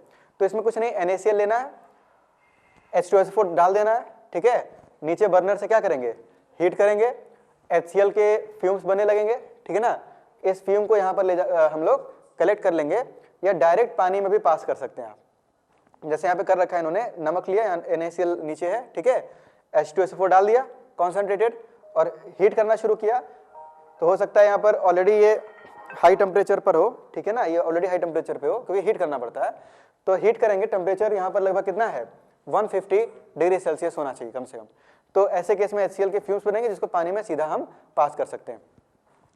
तो देखो NaCl की रिएक्शन जब इसके साथ 150 डिग्री सेल्सियस पे होती है तो H2SO4 एक एसिड है, पहला H+ तो ये तुरंत निकालेगा और जब ये H+ तुरंत निकाल देगा तो ये बनाएगा NaHSO4 प्लस HCl। लेकिन दूसरा H+ ये इजिली रिलीज करता है क्या, नहीं, क्योंकि Ka2 की वैल्यू कम होती है। तो टेम्परेचर को और बढ़ाया जाएगा, टेम्परेचर को जब आप और बढ़ाएंगे लगभग कितना, 550 डिग्री सेल्सियस पर, तो ये दूसरा H+ भी रिलीज कर देगा, ठीक है ना। या यूं बोले, जो आपका NaCl है ये Cl- दूसरे H+ को भी यहाँ से क्या करेगा, एब्स्ट्रैक्ट कर लेगा, ठीक। और HCl के फिर अगेन क्या बने लेंगे, व्हाइट फ्यूम्स। मतलब कि हीट करने पर ओवरऑल यहाँ पर जो प्रोडक्ट है आपको क्या मिलता है, Na2SO4, ठीक। Due to formation of NaHSO4, जिसको सॉल्ट केक भी बोलते हैं, this method is also known as salt cake method. ये लाइन एनसीईआरटी में नहीं है, ठीक है ना। आगे बढ़ते हैं, HCl gas is dried by passing through concentrated H2SO4, ठीक है ना। इसको ड्राई कैसे करते हैं आप, इससे पास कर देते हैं, ठीक है। Calcium oxide and P4O10 are not used since they react with it. Calcium oxide तो बेसिक है, ठीक है, और HCl क्या है आपका, एसिड है। तो अगर HCl को कैल्शियम ऑक्साइड से, ये क्वेश्चन पूछा जाता है कॉन्सेप्चुअल क्वेश्चन से, कि HCl को इन दोनों से हम ड्राई क्यों नहीं करते हैं। अगर कैल्शियम ऑक्साइड से आपने ड्राई किया तो ये तो इसी के साथ रिएक्ट कर जाएगा, तो आपका HCl बचेगा क्या, बचेगा ही नहीं, ठीक है ना। तो यहाँ पे CaCl2 प्लस H2 बन जाएगा। और P4O10 के साथ समस्या ये है कि HCl इसके साथ भी रिएक्ट कर जाता है और POCl3 प्लस HPO3 बना देता है। क्योंकि कोई क्वेश्चन पूछ सकता है कि भाई P4O10 तो एसिडिक है ना, तो इससे तो ड्राई कर सकते हैं इसको, ठीक है ना। लेकिन इसके साथ भी समस्या है कि POCl3 के साथ भी क्या, ये इसके साथ रिएक्ट करके क्या बना देता है, POCl3। इसलिए ये दोनों ऑक्साइड हम नहीं लेते हैं इसको ड्राई करने के लिए। हम लोग इसको ड्राई करने के लिए क्या लेंगे, कॉन्सेंट्रेटेड H2SO4, ठीक है ना, उसके थ्रू पास करके इसको ड्राई किया जाता है। आगे बढ़ते हैं, केमिकल प्रॉपर्टीज। तो केमिकल प्रॉपर्टीज में अमोनिया के साथ रिएक्शन, तो भाई अमोनिया एक गैस है, सॉरी अमोनिया गैस भी है और बेस है, और HCl कैसा है आपका, एक एसिड है। एसिड और बेस कंबाइन कर जाएंगे तो यहाँ पर ये जो लोन पेयर है यहाँ से H+ ले लेगा और यहाँ से क्या बन जाएगा, अमोनियम क्लोराइड। इसके इंटेंस वाइट फ्यूम्स होते हैं, ठीक है। तो इन्होंने क्या किया कि यहाँ पर इसमें अमोनिया रखा है और इसमें क्या रखा है, HCl। दोनों को मिलाते ही आप देखें इंटेंस वाइट फ्यूम यहाँ पर फॉर्म हो रहे हैं। ये जो व्हाइट फ्यूम्स है ये किसके हैं, NH4Cl। इन फ्यूम्स को अगर आप कलेक्ट कर ले तो ये फ्यूम्स धीरे धीरे सॉलिडिफाई हो जाते हैं और ये सॉलिड NH4Cl बना लेते हैं, ठीक है। आगे बढ़े, कोई डाउट तो नहीं यहाँ तक, ठीक है ना। नेक्स्ट इसमें है फॉर्मेशन ऑफ एक्वारेजिया, ठीक है ना। एक्वारेजिया पे भी क्वेश्चन पॉसिबल है, आ जाए, ठीक। तो एक्वारेजिया जो है ये एक रेड कलर का लिक्विड होता है, ठीक है ना, ब्राइट रेड कलर का एक लिक्विड होता है, इसको एक्वारेजिया बोलते हैं। इसकी खास बात क्या होती है कि इसमें अगर आप गोल्ड डाल दें या इसमें आप प्लैटिनम डाल दें तो वो उसमें डिजॉल्व हो जाता है, ठीक। जैसे फर्स्ट वाले वीडियो में दिखा रखा है कि गोल्ड की रिंग को इन्होंने एक्वारेजिया में डाल दिया, वो डिजॉल्व हो गई, ठीक। अब जाहिर सी बात है इसको घर पे नहीं करना है, इस एक्सपेरिमेंट को, ठीक। घर पे पता चला आपने इसको कर दिया। और यहाँ पर प्लैटिनम का एक सब्सटेंस है, ठीक है, तो उसको इन्होंने एक्वारेजिया में डाल दिया, ठीक है। और ये जो एक्वारेजिया था उसने इसको डिसॉल्व कर दिया, गायब कर दिया, ठीक। तो अब एक्वारेजिया होता क्या है, ये बेसिकली HCl और HNO3 का एक मिक्सचर है जिसमें 3 पार्ट HCl का है और 1 पार्ट किसका है, HNO3। मतलब ये 3:1 रेशियो में होता है, ज्यादा अमाउंट HCl का है, ठीक है ना। When 3 parts of concentrated HCl and 1 concentrated HNO3 are mixed, aqua regia is formed, which is used for dissolving noble metals like gold and platinum. ठीक, aqua regia is a yellow orange, sometimes red fuming liquid. अच्छा, इसमें reactions क्या involve हैं, तो reaction देखो ऐसा है कि ये आपका हो गया गोल्ड और ये आपका क्या हो गया, प्लैटिनम। ठीक, आपने जो HCl डाला, HCl और HNO3 का अपना अपना काम है। आपने जो HCl डाला तो HCl से आपको मिला H+ और क्या मिला, Cl-, यहां भी H+ और क्या मिल गया, Cl-। ठीक, और जो HNO3 है, HNO3 आपको क्या देगा, नाइट्रेट। ठीक, नाइट्रेट जो है यहां पर एक ऑक्सीडाइजिंग एजेंट की तरह बिहेव करता है। आप सबको पता है कि नाइट्रिक एसिड कैसा एजेंट है, ऑक्सीडाइजिंग एजेंट, और वो क्यों है, due to the presence of nitrate. Nitrate क्या करेगा, गोल्ड और प्लैटिनम को ऑक्सीडाइज कर देगा। अगर आप सिर्फ HCl लेते तो काम नहीं चलता आपका, ठीक है ना, क्यों, क्योंकि HCl का ऑक्सीडाइजिंग नेचर नहीं होता है। लेकिन HCl के साथ अगर आप क्या ले ले, HNO3, तो HNO3 जो है, इसमें जो नाइट्रेट है ये गोल्ड और प्लैटिनम को ऑक्सीडाइज कर देगा। गोल्ड को ये 3+ में ऑक्सीडाइज कर देगा और प्लैटिनम को ये किस में ऑक्सीडाइज कर देगा, 4+ में। ठीक, अच्छा, और जब गोल्ड 3+ बनेगा तो वो Cl- के साथ कॉम्प्लेक्स बना लेगा, AuCl4-। ठीक, और ये जो आपका प्लैटिनम है जब ये बनेगा, ठीक है ना, प्लैटिनम 4+ से बनेगा तो क्लोराइड के साथ, क्लोराइड लिगेंड है, ठीक ना, तो क्लोराइड के साथ ये क्या बना लेगा, कॉम्प्लेक्स। ठीक, इससे आपको ये समझ में आ रहा है कि दोनों का इंपॉर्टेंस है, HCl का भी और HNO3 का भी। अगर केवल HCl लेते तो भी काम नहीं चलता, ठीक है, क्योंकि भाई ऑक्सीडाइज कौन करता, और अगर आप HNO3 केवल HNO3 लेते तो भी काम नहीं चलता, क्यों, क्योंकि ऑक्सीडाइज तो कर देता तो कॉम्प्लेक्स किसके साथ बनाता, Cl- भी तो होना चाहिए ना। ठीक है, तो इसीलिए दोनों को रखा जाता है। ठीक है, अब इसमें ये कॉम्प्लेक्स बन गया, कई बार इस कॉम्प्लेक्स का IUPAC नेम पूछते हैं। ठीक, कोऑर्डिनेशन केमिस्ट्री हो गया ना अपना, तो इसमें इसका IUPAC नेम क्या हो जाएगा, टेट्रा क्लोराइडो ऑरेट, और ब्रैकेट में क्या आ जाएगा, 3। ठीक, और अगर यहाँ H+ भी चिपका हुआ है, क्योंकि भाई मीडियम तो एसिडिक है ना, ठीक, तो अगर साथ में अगर H+ भी है तो इसका नाम हो जाएगा टेट्रा क्लोराइडो ऑरिक एसिड। ठीक, और यहां पर अगर PtCl6 - अगर हम देखें तो इसका नाम हो जाएगा हेक्सा क्लोराइडो, ठीक, प्लैटिनेट, और ब्रैकेट में क्या लिखेंगे आप, 4, प्लैटिनेट 4 नाम हो जाएगा। ठीक, और अगर यहां साथ में H2 भी लगा हुआ है, ठीक है ना, क्योंकि भाई मीडियम एसिडिक है तो कई बार यहां H2 PtCl6 लिख देते हैं। ठीक, तो वहां पर नाम हो जाएगा हेक्सा क्लोराइडो प्लैटिनिक एसिड। ठीक है, और अब देखो नाइट्रेट ने जब इनको ऑक्सीडाइज किया तो खुद रिड्यूस भी होगा, और जब ये रिड्यूस होगा तो यहां से गैस कौन सी बन जाएगी, NO, यहां नाइट्रोजन +2 में है। ठीक है, तो कई बार ये पूछा जाता है कि यहां पर गैस लिबरेट कौन सी होती है एक्वा रेजिया में, जब ये डिसॉल्व होते हैं तो गैस कौन सी बनती है। ठीक, तो अकॉर्डिंग टू NCERT गैस कौन सी बनती है, NO, लेकिन एक्चुअल अगर बात करें रियलिटी में तो दोनों गैस बनती है, NO भी बनती है और NO2 भी बनती है। इनफैक्ट ये जो NO यहाँ से रिलीज हो रही है वो एटमॉस्फेयर में आते ही O2 जैसे ही मिलेगा तो NO O2 के साथ रिएक्ट करके क्या बना देगा, NO2। ठीक, तो वास्तव में NO और NO2 दोनों बनते हैं, लेकिन हमें NCERT के अकॉर्डिंग ही आंसर देना है, और NCERT में आपके क्या लिखा है, NO गैस लिखा है। बहुत सारी स्टैंडर्ड बुक्स में NO2 लिखते हैं, NO नहीं लिखते हैं। ठीक, जो कि सही भी है, लेकिन NCERT में NO लिखा है और NO भी सही है, तो NO ही हम फॉलो करेंगे। ठीक, आगे बढ़ते हैं। नेक्स्ट है रिएक्शन विद सॉल्ट्स। तो HCl की रिएक्शन जब Na2CO3 के साथ होगी तो यहाँ पे अपने पास कार्बोनेट है ना, CO3 2-, और यहाँ से आपको H+ मिलेगा, तो H+ मिलेगा तो ये किस में कन्वर्ट हो जाएगा, H2CO3 में। H2CO3 डिसोसिएट किस में होगा, CO2 + H2O में, तो NaCl + CO2 + H2 मिल जाएगा। इसी तरह से HCO3- है, HCl एसिड है, ये H+ देगा तो ये कन्वर्ट हो जाएगा H2CO3 में, H2CO3 डिसोसिएट करेगा किसमें, CO2 + H2O में। ठीक, यानी कि all carbonates and bicarbonates on reaction with HCl liberates CO2 gas.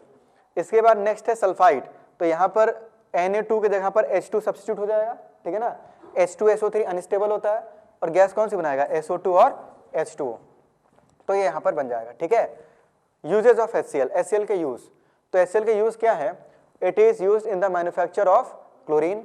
अभी बताया था भाई HCl को ऑक्सीडाइज करके क्या बनाते हैं, क्लोरीन बनाते हैं।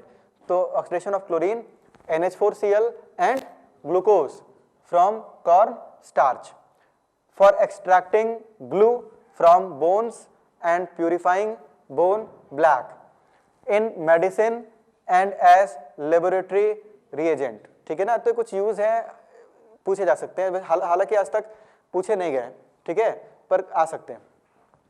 क्वेश्चन है यहाँ पर एक, when HCl reacts with finely powdered iron it forms ferrous chloride and not ferric chloride, why? ठीक है, NCERT का क्वेश्चन है। तो इसमें होता क्या है, in its reaction with metal produces H2। तो होता ये है कि आपके पास it forms ferrous chloride not ferric chloride. होता ये है कि Fe की रिएक्शन जब आप HCl के साथ करवाते हैं, तो आप सबको पता है मेटल की रिएक्शन जब एसिड के साथ होती है तो गैस कौन सी बनती है, हाइड्रोजन। तो यहाँ से देखो बनेगा FeCl2 प्लस गैस कौन सी बनेगी, हाइड्रोजन। क्योंकि भाई इलेक्ट्रोकेमिकल सीरीज में आयरन हाइड्रोजन के ऊपर है, तो ये H+ को रिड्यूस कर देगा, ठीक है ना। अब क्वेश्चन ये पूछा गया है आप सबसे कि FeCl2 यहाँ पे फेरस क्लोराइड बन रहा है, फेरिक क्लोराइड क्यों नहीं बनता है? क्योंकि ये जो हाइड्रोजन गैस लिबरेट हो रही है ये एक रिड्यूसिंग एजेंट है, ठीक। और अगर FeCl3 बन भी जाए तो ये उसको रिड्यूस कर देगी, ठीक है ना, और वापस से किसमें कन्वर्ट कर देगी, FeCl2 में।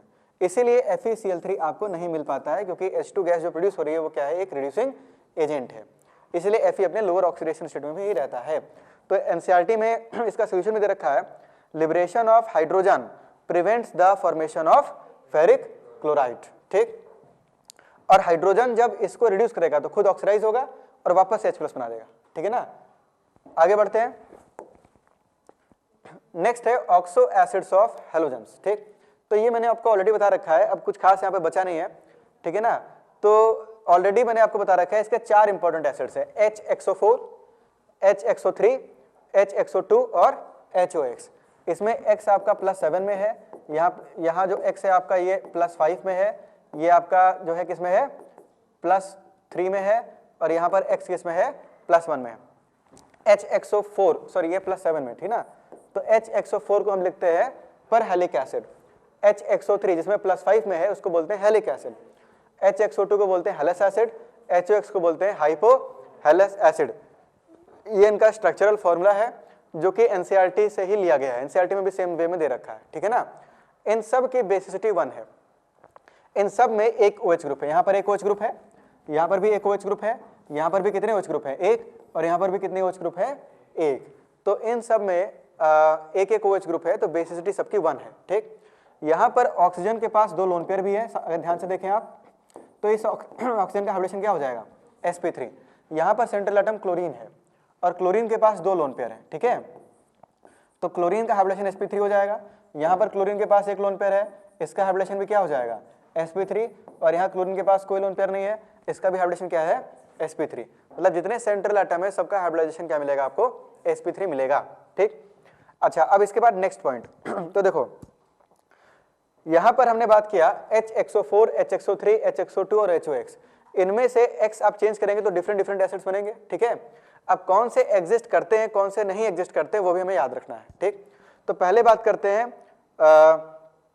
यहां पर हेलिक 1 एसिड, 3 एसिड, 5 एसिड और यहां पर क्या है आपका 7 एसिड। तो पहले हेलिक 1 एसिड की बात करते हैं। हेलिक 1 एसिड सारे एग्जिस्ट करते हैं, HOF भी एग्जिस्ट करता है, HOCl भी एग्जिस्ट करता है, HOBr भी एग्जिस्ट करता है और HOI भी एग्जिस्ट करता है रूम टेम्परेचर पर, ठीक। नेक्स्ट बात करते हैं हेलिक 3 एसिड की, यानी +3 में इसको क्या बोलेंगे, हेलस एसिड। तो हेलस एसिड में केवल एक ही एग्जिस्ट करता है और रूम टेम्परेचर पर, और वो कौन है, chlorous acid, HClO2, HBrO2, HiO2, और इसका तो खैर बनेगा ही नहीं क्योंकि फ्लोरीन तो एक ही बॉन्ड बनाता है, ठीक है ना, इसका तो कोई दूसरा बनेगा ही नहीं, ठीक। तो यहाँ पर HBr। अच्छा एक बार बताओ, यहाँ क्लोरीन की जगह फ्लोरीन पॉसिबल है क्या, नहीं, फ्लोरीन तो केवल यहीं पे पॉसिबल है, ठीक है ना, क्योंकि वो एक ही बॉन्ड बना सकता है। तो फ्लोरीन का केवल एक ही एसिड पॉसिबल है, वो कौन सा है, HOF, ठीक। तो हेलस एसिड में केवल क्लोरस एसिड ही एग्जिस्ट करता है, ठीक। नेक्स्ट आते हैं हेलिक एसिड में। तो हेलिक में तीनों एग्जिस्ट करते हैं, क्लोरिक, ब्रोमिक और आयोडिक। और इसी तरह से पर हेलिक एसिड में भी तीनों एग्जिस्ट करते हैं, कौन कौन से, पर क्लोरिक, पर ब्रोमिक और पर आयोडीन, ठीक है ना। आगे बढ़े, ठीक है। नेक्स्ट आपका यहां पर आता है इंटर हैलोजन कंपाउंड, जो हमने थोड़ी देर पहले डिस्कस किया था, ठीक। तो इंटर हैलोजन कंपाउंड में आपके हो गए XX-, XX-3, XX-5 और XX-7। इसमें X जो है वो लार्जर एटम है और X- जो है वो स्मॉलर एटम है, ठीक है। तो ये पॉइंट्स कुछ एनसीईआरटी में दिए हैं जो हमें पता होना चाहिए, ठीक। तो पहला पॉइंट है इसमें, when two different halogens react with each other, interhalogen compounds are formed. They can be assigned general compositions as X, X-, X-3, X-5, X-7, where X is halogen of larger size and X- of smaller size and X is more electropositive than X-। जैसे X- generally fluorine होता है, ठीक है ना, तो X- more electronegative होगा और X जो है वो लेस इलेक्ट्रोनेगेटिव होगा, ठीक। As the ratio between radius of X and X- increases, the number of atoms per molecule also increases। इसका क्या रीजन हो सकता है? क्योंकि देखो ऐसा कह रहा है कि X जो है वो जितना बड़ा होगा और X- जितना छोटा होगा, ठीक, उतने ज्यादा नंबर ऑफ X- को ये अपने चारों तरफ क्या करेगा, अकोमोडेट कर लेगा, ठीक। तो वही पॉइंट ये कह रहा है कि as the ratio between radii of X and X- increases, the number of atoms per molecule also increases, ठीक है ना, समझ में आई पॉइंट, ठीक। आगे बढ़ते हैं। Thus iodine 7 fluoride should have maximum number of atoms, ठीक। और आप सबको पता है IF7 बन जाता है, जबकि BrF7 नहीं बनता है, BrF5 बनता है, ClF3 बनता है, ठीक है ना। तो कहने का मतलब है कि जब सेंट्रल एटम को आप बढ़ाते जाएंगे, उसका साइज बड़ा करते जाएंगे, तो सराउंडिंग एटम की संख्या बढ़ती चली जाएगी, ठीक। अच्छा, अब इनका स्ट्रक्चर फटाफट देख लेते हैं। तो आपका ये जो X है, तो X तो लीनियर होगा, कोई दिक्कत नहीं है, ठीक ना। जैसे फॉर एग्जांपल आपका हो गया BrF हो गया, ClF हो गया, IF हो गया, ये सब एग्जिस्ट करते हैं, ठीक है। X-3 में जैसे आप ClF3 ले सकते हैं, ठीक। तो यहां पर हमने ले लिया ClF3, तो आपका ये ClF3 हो गया। तो इसमें X सेंट्रल एटम है, स्ट्रक्चर ऑलरेडी थोड़ी देर पहले बताया था आपको, ये X- यहाँ पे भी क्या है अपने पास X- और इसके पास लोन पेयर कितने हैं, 2, ठीक है ना। तो यहाँ पर इस तरह से 2 लोन पेयर आ जाएंगे, इसका शेप कैसा हो जाएगा, T शेप हो जाएगा। ये एंगल, इन दोनों के बीच का ये जो एंगल है थीटा, ये 90 डिग्री से क्या मिलेगा, कम मिलेगा, क्योंकि इधर से 2 लोन पेयर इसको पुश कर रहे हैं, ठीक। अच्छा, इसमें हाइब्रिडाइजेशन आपको क्या मिलेगा, sp3d। X-5 की बात करते हैं, तो इसमें सबसे कॉमन एग्जांपल आप ले सकते हैं BrF5, ठीक। ये अभी थोड़ी देर पहले सब लिया एग्जांपल हमने लिया था, ठीक। तो इसमें आपका X हो गया सेंट्रल एटम। अच्छा, इसमें आपके पास ये हो गया X-, ये हो गया X-, और यहाँ पे अपने पास क्या आ गया X-, ये X- और ये अपने पास क्या हो गया, एक लोन पेयर, ठीक है। और ये लोन पेयर नीचे से इन चारों को पुश करेगा, तो ये एंगल जो होगा ये 90 डिग्री से क्या होगा, घट जाएगा, तो theta will be less than 90 degree, ठीक है, स्क्वायर पिरामिडल। और इसका हाइब्रिडाइजेशन आपको क्या मिलेगा, sp3d2। X-7 तो 7 बॉन्ड बनाएगा, तो हाइब्रिडाइजेशन अपने को क्या मिल जाएगा, sp3d3, ठीक। यहाँ पे ये X हो गया, X-, यहाँ पे भी X-, ये भी अपना क्या हो गया X-। टोटल अपने पास कितने बॉन्ड हो गए, 5, एक X- ऊपर और एक X- जो है वो क्या हो जाएगा नीचे। पेंटागोनल बाइपिरामिडल ज्योमेट्री आपको मिलेगी, ठीक। तो बॉन्डिंग में ये हम ऑलरेडी पढ़ चुके हैं, इसमें बहुत डिटेल में अभी नहीं जा रहे, ठीक। आगे बढ़ रहे हैं। नेक्स्ट है preparation of inter halogen compounds. तो अभी थोड़ी देर पहले बताया कि 2 हैलोजन लेना है, डिफरेंट अमाउंट में लेना है, हीट करना है, तो यहाँ से क्या बन जाएगा, इंटर हैलोजन। जैसे Cl2F2 को इक्वल अमाउंट में लिया और हीट किया, तो यहाँ से ClF बन गया, ठीक है। इसी तरह से अब लेकिन Cl2 लिया और यहाँ F2 एक्सेस में है, 1:3 रेशियो में, ठीक है। तो यहाँ से अपने पास बन जाएगा ClF3, क्या बन जाएगा, ClF3, ठीक ना, यहाँ मिस टाइपिंग है। तो इसको अगर 1:3 रेशियो में लेंगे तो ये भी 1:3 रेशियो में बनेगा, 1:1 लेंगे तो ये 1:1 में बनेगा। जैसे Cl और I2 इक्वल वॉल्यूम में लिया आपने, तो क्या बना दिया, ICl। लेकिन Cl2 और 3I2 लिया, ठीक है, उल्टा लिखा है यहाँ पे थोड़ा, सॉरी, ये 3Cl2 और यहाँ पे क्या लिया, I2, तो यहाँ से मेरे पास क्या बन जाएगा, ICl3, ठीक है। एक्सेस में यहाँ पर कौन है, Cl2, तो ये एक्सेस में ले रखा है, ठीक। इसी तरह से Br2F2 ये 1:3 रेशियो में लिया, तो यहाँ पे BrF3 बन गया, और Br2 को और F2 को 1:5 रेशियो में लिया, तो क्या बन गया, BrF5। अब तो ये याद भी हो जाना चाहिए कि BrF5 का स्ट्रक्चर कैसा होगा, स्क्वायर पिरामिडल। BrF3 का स्ट्रक्चर कैसा होगा, टी शेप, ठीक है ना। अच्छा आगे बढ़ते हैं, एक पॉइंट और है जो एनसीईआरटी में स्टार करके एक छोटा सा उन्होंने लिख दिया है, ठीक है, एक जगह पर ICl3 जो है, जो यहाँ पर अभी बनाया हमने कहीं पर, ये ICl3 बनाया ना हमने, ठीक। ICl3 मोनोमेरिक फॉर्म में नहीं मिलता है, ये किस फॉर्म में मिलता है, डायमेरिक फॉर्म में, I2Cl6 में, ठीक। और I2Cl6 का जो स्ट्रक्चर है वो यहाँ दे रखा है, ठीक है। इसमें ब्रिज बॉन्ड होता है, ठीक ना। ब्रिज बॉन्ड हमने कहाँ पढ़ा था, बोरॉन फैमिली में, बनाना बॉन्ड पढ़ा था ना। तो ये आपका ब्रिज बॉन्ड है जिसमें क्लोरीन अपना लोन पेयर इसको कोऑर्डिनेट कर देगा, ये क्लोरीन अपना लोन पेयर इसको क्या करेगा, कोऑर्डिनेट कर देगा। 2 लोन पेयर है, 4 सिग्मा बॉन्ड है, ठीक। तो इस आयोडीन का हाइब्रिडेशन क्या हो गया, sp3d2, और इस आयोडीन का भी हाइब्रिडेशन क्या हो गया, sp3d2। ये एक स्क्वायर प्लेनर ज्योमेट्री आपको मिलेगी, ठीक है ना। और यहाँ भी ज्योमेट्री कैसे मिलेगी आपको, स्क्वायर प्लेनर। तो पूरा मॉलिक्यूल प्लेनर हो जाएगा, ठीक है ना। यहाँ पर क्लियरली दिख रहा है कि पूरा मॉलिक्यूल कैसा है आपका, प्लेनर। एक लोन पेयर ऊपर, एक लोन पेयर नीचे, एक लोन पेयर ऊपर और एक लोन पेयर नीचे। लास्ट क्वेश्चन इस पे कि ये जो आपके पास जो ब्रिज बॉन्ड है ये कैसा बॉन्ड है, 3 सेंटर 2 इलेक्ट्रॉन है या 3 सेंटर 4 इलेक्ट्रॉन है।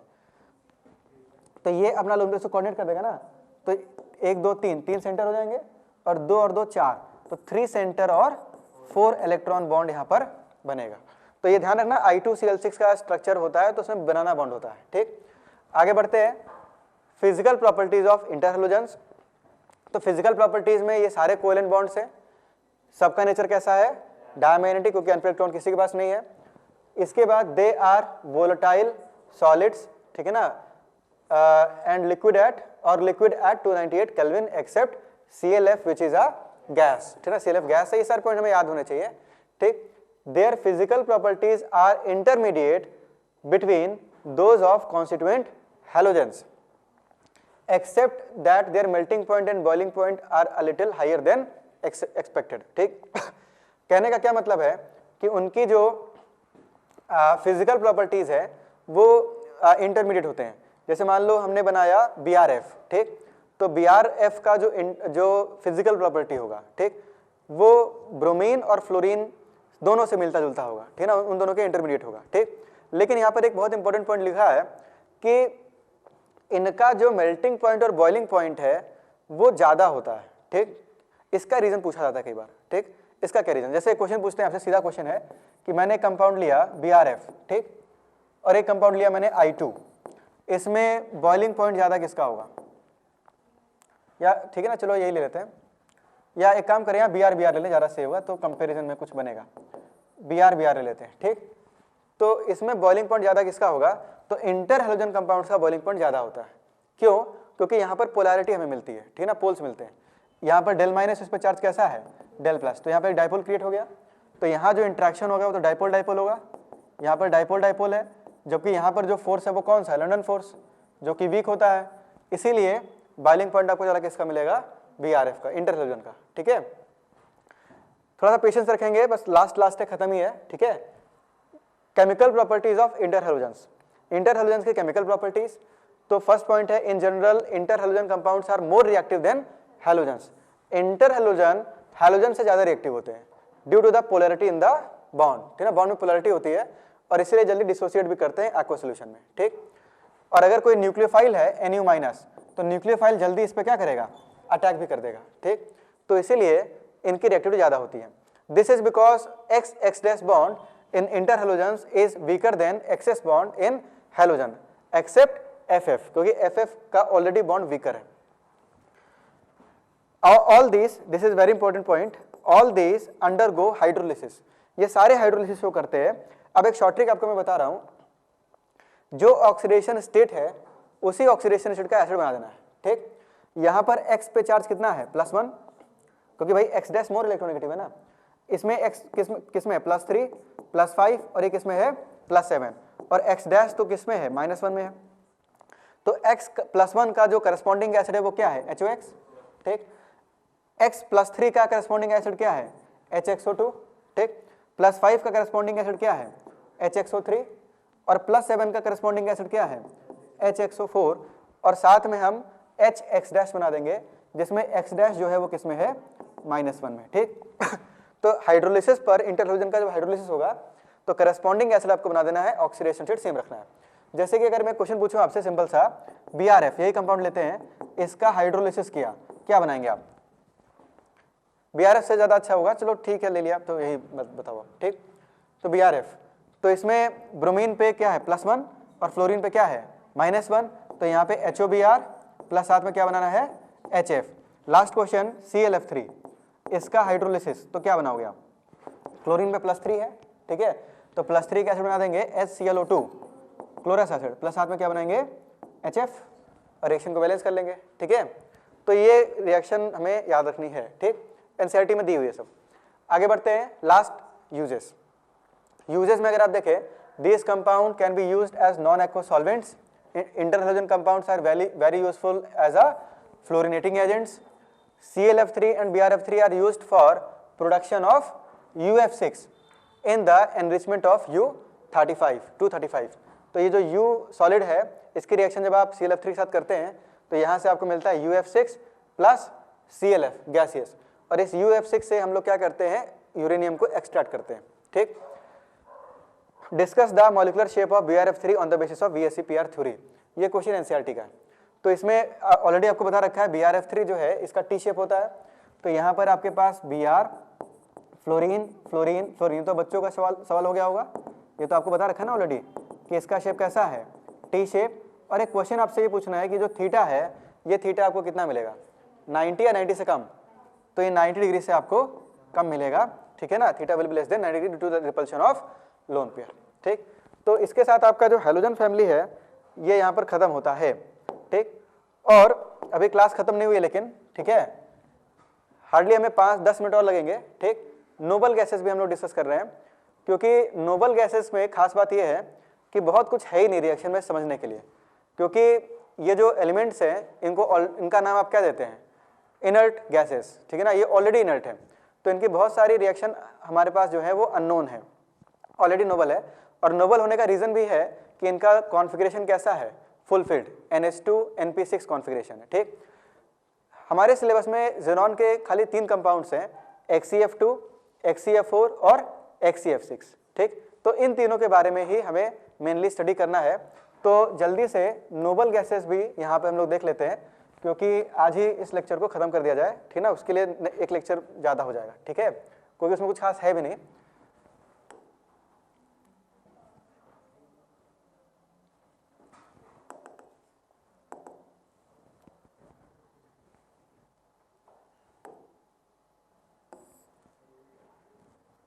नॉट रिस्पॉन्डिंग, अच्छा सेव हो रहा है।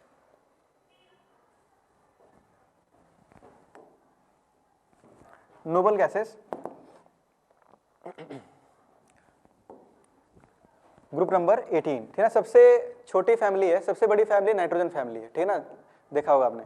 और जो सबसे छोटी फैमिली है वो कौन सी है, नोबल गैसेस, ठीक है। इसमें हीलियम नियोन ये सब तो इनर्ट ही है, मेन एक ही एलिमेंट है, वो कौन सा है, ज़ेनॉन, ठीक। तो फटाफट देख लेते हैं। सबसे पहले एलिमेंट्स आपके helium neon argon krypton xenon और रेडॉन।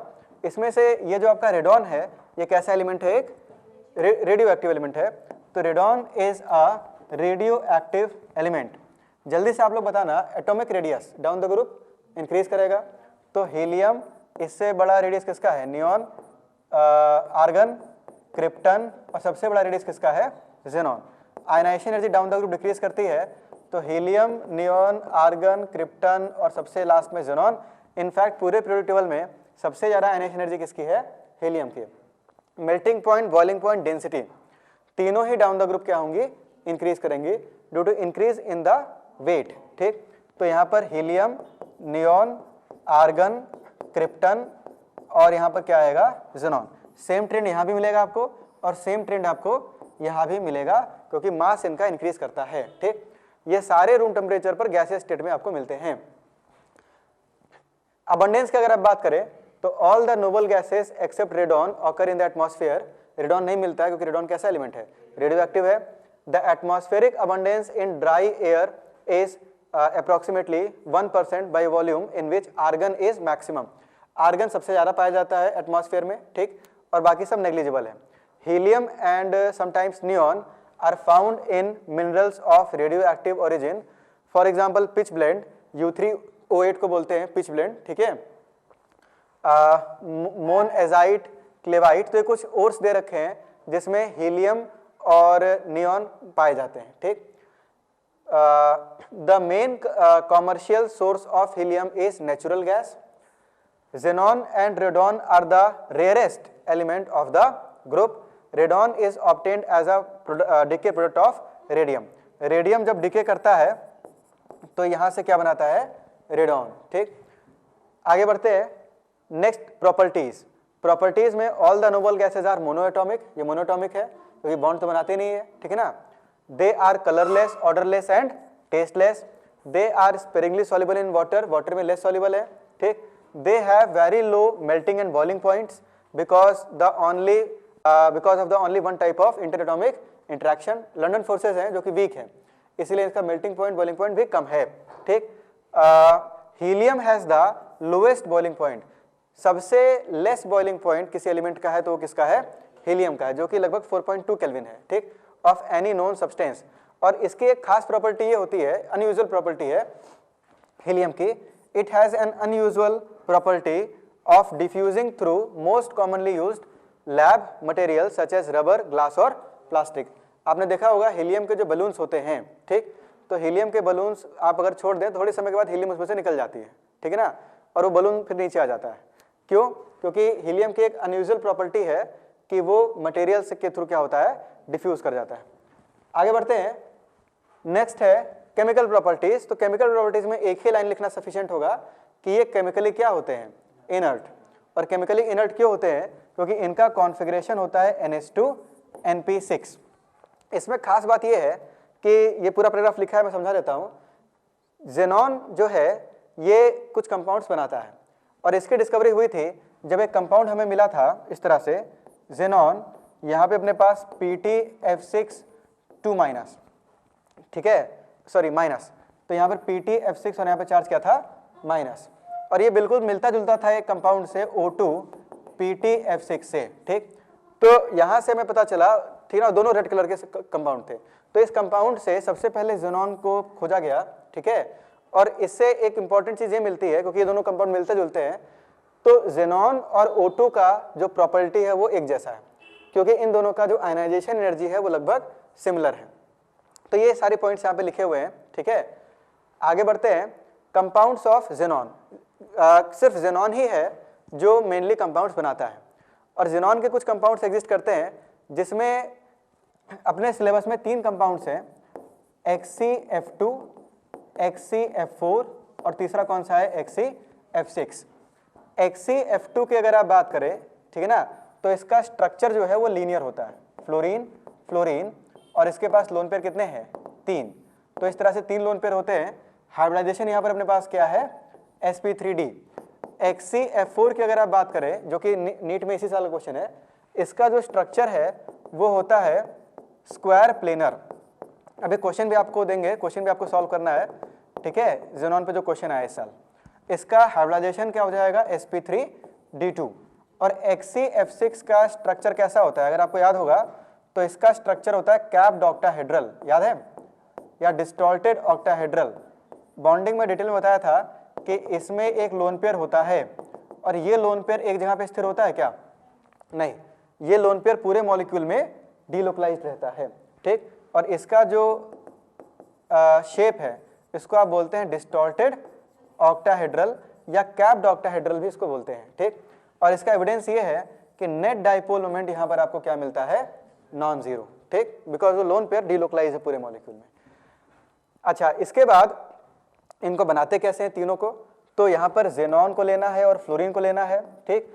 अगर इसको 2:1 रेशियो में लिया आपने और हीट किया, ठीक ना, high pressure and temperature, high pressure and high temperature, ठीक. तो अगर जेनॉन एक्सेस में है और फ्लोरीन लिमिटेड है तो ऐसे केस में आपको मिलेगा XCF2, ठीक. लेकिन अगर जेनॉन और फ्लोरीन को 1:5 रेशियो में लिया है आपने, ठीक है, और अगेन यहाँ पर हाई प्रेशर टेम्परेचर, तो ऐसे केस में अपने को मिल जाता है XCF4, ठीक. और इसको भी अगर हम O2F2 के प्रेजेंस में छोड़ दें तो ये कन्वर्ट हो जाता है किसमें, XCF6 में. फ्लोरेटिंग एजेंट है, ये इसको XCF6 में कन्वर्ट कर देता है. और लास्ट है, अगर हम Xc+F2 को 1:20 रेशियो में ले लें, इसको बहुत ज़्यादा एक्सेस में ले लें, ठीक, और हाई टेम्परेचर प्रेशर रखें, तो ऐसे केस में यहाँ पे सीधा अपने को क्या मिल जाएगा, XeF6। तो ये इन तीनों का बनाने का मेथड ऑफ प्रिपरेशन है। बॉन्डिंग स्ट्रक्चर एंड बॉन्डिंग तो बता ही दिया ऑलरेडी। लास्ट है इनका रिएक्शन। तो इसके 3 इंपॉर्टेंट रिएक्शन है। पहला है इसमें रिएक्शन विद वाटर, वाटर के साथ reaction with water, hydrolysis reaction, ठीक। तो XeF2, और दिस इज मोस्ट इंपॉर्टेंट। इस नोबल गैसेस में कुछ अगर पूछ सकता है तो हाइड्रोलिसिस से ही पूछ सकता है या स्ट्रक्चर से पूछ सकता है, ठीक। तो XeF2 का जब आप हाइड्रोलिसिस करते हैं तो यहां से अपने पास बनता है जेनॉन प्लस, ठीक है ना, HF प्लस O2, ठीक है ना। रिएक्शन याद रखनी है आपको, वेरी इंपॉर्टेंट, ठीक। XeF4 का जब हाइड्रोलिसिस होता है तो यहां से अपने को मिलता है Xe plus XeO3 plus HF plus साथ में क्या मिलता है, O2, इतना सारा सामान मिलता है। और XeF6 का जब हाइड्रोलिसिस होता है तो यहां से आपको मिलता है XeO3 प्लस साथ में क्या मिलता है, HF, ठीक। क्वेश्चन एक साल पूछा गया था जेईई एडवांस में, पहले उसको जेईई बोलते थे, तो उसमें पूछा यह गया था कि XeF2, XeF4 और XeF6 के हाइड्रोलिसिस पर कॉमन प्रोडक्ट क्या मिलता है, HF, ठीक है। कॉमन प्रोडक्ट क्या मिल रहा है आपको, HF, ठीक। और अगर HF बन रहा है किसी भी रिएक्शन में तो उस रिएक्शन को ग्लास के कंटेनर में आप नहीं करवा सकते, क्योंकि HF जो है वो ग्लास के साथ क्या कर सकता है, रिएक्ट कर सकता है। और इस पे भी एक साल क्वेश्चन इस पे भी पूछा गया था, ठीक। तो ये इनका हाइड्रोलिसिस रिएक्शन है। XeF6 का हाइड्रोलिसिस रिएक्शन इसमें थोड़ा ज्यादा इंपॉर्टेंट है। इसमें अपने पास क्या बन रहा है, XeO3 प्लस साथ में क्या बन रहा है, HF। XeO3 जो है ये एक्सप्लोजिव होता है, क्या होता है ये, एक्सप्लोजिव। इसमें मैकेनिज्म इस तरह से इंटरमीडिएट प्रोडक्ट भी पूछे जाते हैं। तो होता क्या है, XeF6 को मैं लिख सकता हूं XeF4F2, लिख सकते हैं ना इस तरह से, ठीक। इसके रिएक्शन जब आप H2O के साथ करवाते हैं तो यहां से बेसिकली होता क्या है, HF निकल जाता है, ठीक। तो -2HF और यहां से अपने पास पहले बनता है XeOF4, ठीक है ना, एक ऑक्सीजन आके पहले कंबाइन करता है, ठीक। XeOF4 का जो स्ट्रक्चर है इसमें Xe double bond O, lone pair, fluorine fluorine fluorine fluorine, इस पर भी पूछा जाता है, इंटरमीडिएट प्रोडक्ट बताना है आपको, ठीक। तो ये बनेगा, हाइब्रिडेशन क्या दिख रहा है आपको यहाँ पर, sp3d2, जेनॉन sp3d2 हाइब्रिडाइज्ड है, ठीक। इसके बाद ये जो XeOF4 बना है ये अभी रुकेगा नहीं, XeOF4 को हम लिख सकते हैं XeOF2F2। इसकी रिएक्शन जब अगेन H2O के साथ होती है तो यहाँ से फिर से क्या निकल जाएगा, 2HF, तो -2HF, तो यहाँ से अपने पास फिर नेक्स्ट स्टेप में बनता है XeO2F2। इसका शेप सीसॉ होता है, तो यहाँ पे अपने पास फ्लोरीन फ्लोरीन डबल बॉन्डो और यहाँ पर अपने पास क्या आ जाएगा, एक लोन पेयर, sp3d हाइब्रिडाइजेशन है, ठीक है। और इसके बाद लास्ट में ये जो बचा कुचा 2 आपके पास फ्लोरीन है ये अगेन H2O के साथ रिएक्ट करेगा और यहाँ से फिर से निकल जाएगा, तो -2HF और यहाँ से फाइनली आपको क्या मिल जाएगा, XeO3 प्लस साथ में क्या मिलेगा आपको, 2HF। तो HF तो यहाँ पे ऑलरेडी निकाल दिया है, ठीक है ना। और XeO3 का स्ट्रक्चर कैसा होता है, पिरामिडल, ये इस साल ये भी पूछा गया है, ठीक है ना, क्वेश्चन अभी मिलेगा आपको, ठीक। तो यहाँ से अपने पास क्या बन जाएगा, XeO3। XeO3 को जब आप अल्कलाइन मीडियम में छोड़ देते हैं तो यहाँ से ये परजीनेट आयन बनाता है XeO6 4-, ठीक, XeO6 प्लस Xe। तो XeO6 4- का भी स्ट्रक्चर कई बार पूछा जाता है, यहाँ पर O-, O- और यहाँ पर भी क्या है, O-। लेकिन ये जो स्लाइड आप देख रहे हैं ये स्लाइड एनसीईआरटी में नहीं दे रखी है, ठीक है ना, एनसीईआरटी के बाहर की है। तो अगर कोई क्वेश्चन पूछेगा कि भाई इंटरमीडिएट क्या बनते हैं, तो XeOF4, XeO2F2 और साथ में क्या बनता है, XeO3। लेकिन इसके पहले वाली जो स्लाइड थी ये तीनों रिएक्शंस, ठीक, ये अपने एनसीईआरटी में है। तो XeF2, F4 और F6 का जो डिस्प्रपोर्शनेशन रिएक्शन है, ठीक है ना, ये आपको याद होना चाहिए। सेकेंड रिएक्शन है कि जेनॉन के जो फ्लोराइड्स हैं, xenon fluorides can behave as fluorinating agent, ठीक है ना, ये फ्लोरिनेटिंग एजेंट की तरह बिहेव कर सकते हैं। मतलब कि अगर किसी को फ्लोरीन प्रोवाइड करना है तो ये बहुत इजीली फ्लोरीन दे देते हैं। फॉर एग्जांपल जैसे XeF2 की रिएक्शन अगर आप करवाते हैं EF5 के साथ, जिसमें E आपका फॉस्फोरस है, आर्सेनिक है या फिर एंटीमनी है, ठीक, जैसे PF5 या ASF5 के साथ, तो होता क्या है कि XeF2 XeF+ और F- में डिसोसिएट करता है और ये जो F- है ये इसको अपना लोन पेयर क्या करता है, कोऑर्डिनेट कर देता है।